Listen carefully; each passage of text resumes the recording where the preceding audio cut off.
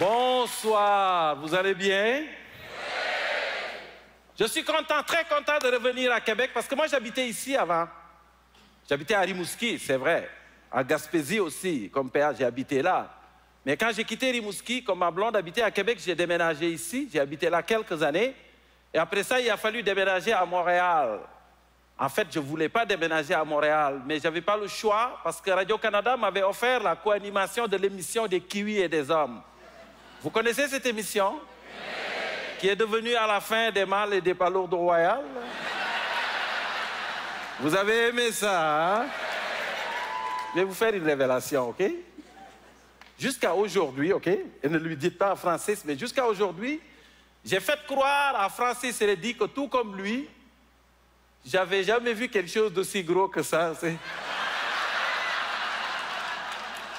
C'était un accommodement raisonnable. Je ne voulais pas miner son estime de soi. Vous voulez la vérité? On l'a vu, la palourde, avant l'émission. On l'a vu pendant 2 minutes, OK? Ça a duré 2 minutes, le chef nous l'a montré, et Francis était tellement excité qu'on n'a pas eu le temps d'assimiler la chose parce qu'il courait pour te dire « Oh mon Dieu, regarde Boucard, ça ressemble vraiment à une grosse graine. » Et moi j'ai dit « Parle pour toi, Francis. » Moi, à l'œil comme ça, je dirais médium, là. Tu ne me crois pas, mademoiselle? Si une Gaspésienne a décidé de m'épouser, c'est parce qu'elle a dû se rendre compte un jour qu'il n'y avait pas que les crevettes de Matane dans la vie.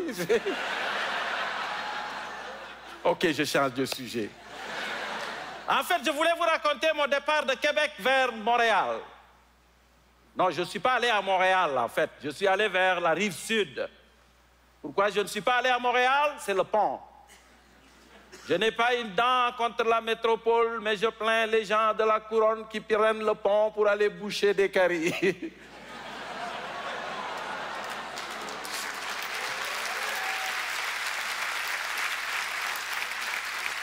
Non, en fait, j'ai habité à Longueuil, en fait. Non, j'avais le choix entre Longueuil et Saint-Lambert. Vous connaissez Saint-Lambert? Saint-Lambert, c'est plus riche que Longueuil. Mais c'est là que j'ai rencontré un copain à moi qui s'appelle Ronald Bilodeau. Ronald, c'est un indigène de Longueuil. Il y a des indigènes à Longueuil, je vous assure. Et là, j'ai demandé à mon copain Ronald, « Hey Ron, Saint-Lambert ou Longueuil? » Et Ron me répond, « Boucard, il y a 2 différences. » J'ai dit, « Chut. » Il dit, « À Longueuil, les araignées ont du poil, puis à Saint-Lambert, les araignées ont de la fourrure. » Et j'ai dit la deuxième, il dit, « À Saint-Lambert, ils pètent la broue, puis nous autres, à Longueuil, la broue, on la bouille. » J'ai choisi Longueuil. J'ai un bungalow dans le vieux Longueuil. Non, en fait, j'ai un vieux bungalow dans Longueuil. J'aime le mot bungalow. Je trouve que c'est un exercice de diction pour Africain, bungalow. Est-ce que vous connaissez l'expression « chasser le naturiste et il revient au bungalow » ? C'est pas mon grand-père qui disait ça. Mon grand-père avait quelque chose de plus joli. Il disait, c'est quand l'homme voit un moustique se poser sur son testicule qu'il comprend enfin que tous les problèmes de la terre ne peuvent se régler par la violence.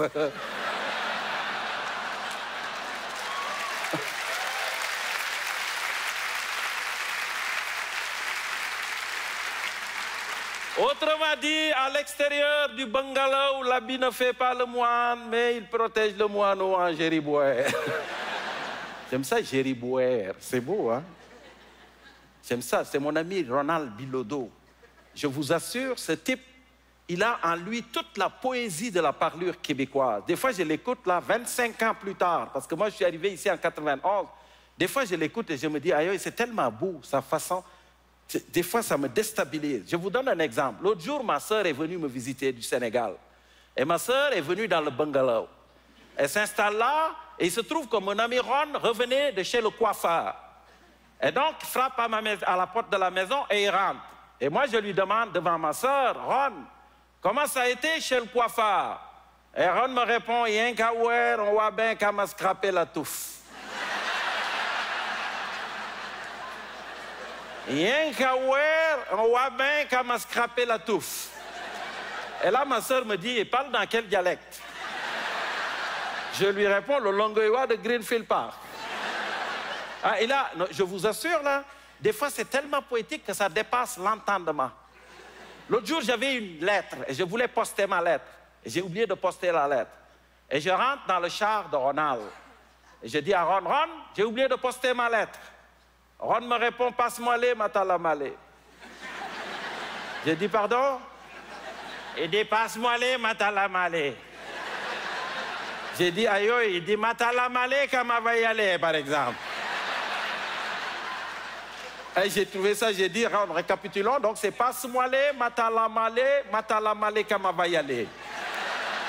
Et je vous assure, là, j'imaginais la tribu de Pygmées en Afrique centrale.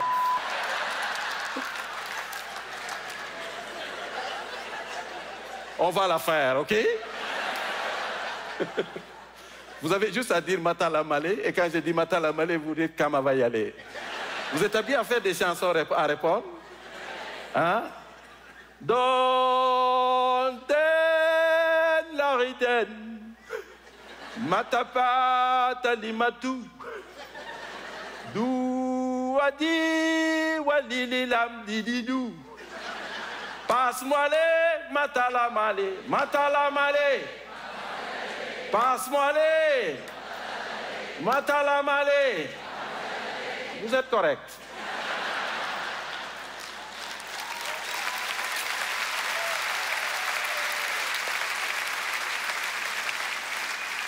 Je m'habitue un peu à la vie de banlieue tranquillement. C'est pas évident vivre en banlieue. Quand tu pars de Québec, tu ramasses à Longueuil, c'est un peu tough.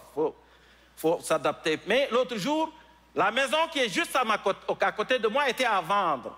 Je raconte l'histoire. Et donc, je me suis dit, moi j'ai 2 jeunes enfants. Hein. Et là, j'ai dit, aïe, j'espère que ça va être une jeune famille qui va l'acheter. Et comme ça, nos enfants vont pouvoir jouer ensemble. Et à un moment donné, j'entends, c'est un humoriste qui a acheté la maison. Là, j'ai dit, aïe, j'espère que c'est PA Méthode qui l'a acheté. Comme ça, comme mes enfants sont des Gaspésiens aussi, on pourra faire un mini ghetto là-bas. Un ghetto gaspésien à Longueuil, ce serait hot quand même. Mais à un moment donné, là, c'était pas PA Méthode. Un jour, je sors sur le balcon, et ce que je vous raconte est vrai, OK? Là, je regarde dans la cour, et qui je vois arriver? Mike Ward. C'est mon voisin. Mike avait acheté la maison, et là, je regarde dans la cour, il me dit, salut, Bocard. J'ai dit, Mike, ça va faire la familiarité, OK? Moi, j'ai des jeunes enfants, et je vais m'installer une clôture électrique, OK? Mais non, il est fin, Mike. Il est tellement fin. Je suis devenu un fan, en fait, avec le temps. Un vrai fan. Non, mais c'est vrai, l'autre jour, mon fils m'a dit, papa, comment on fait vraiment des enfants? Dis-le-moi. J'ai dit, Anthony, escalade la clôture. Va voir ton oncle Mike, il va t'expliquer ça, tu vas voir. On a du fun ensemble à Longueuil, parce qu'on est vraiment voisins. Et l'autre jour, le gars qui ramone sa cheminée, il passe me voir dans la maison, il dit, bonjour Boucard, je suis le ramoneur de Mike. J'ai dit, ah ouais, Mike se fait ramoner pour de vrai? Je le savais. Et il me dit, as-tu quelqu'un qui ramone ta cheminée? J'ai dit, ça se voit pas que c'est moi qui le fais.